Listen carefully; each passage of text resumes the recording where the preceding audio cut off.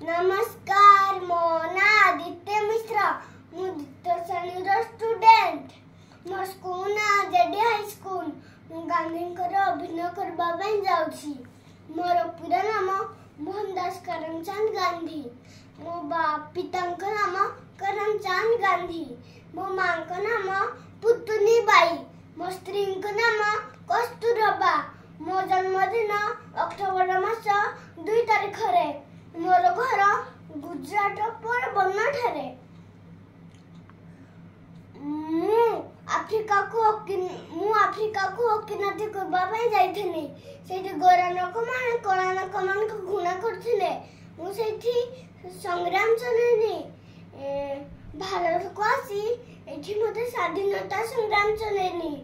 मु सादा सीधा धोती पिंधे, आंठू नुचु नथबा धोती पिंधे, सादा सीधा भोजन करे, सादा सीधा खाइबा खाए। मो अंटा रे सबरे गोटे घंटा थाए।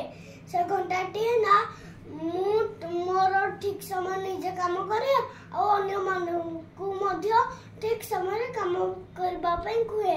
मो हिंसा आचरण करबा ପାଇଁ हां समस्तंको हां कुए। मो हिंसा करबा ପାଇଁ समस्तंको मना करे।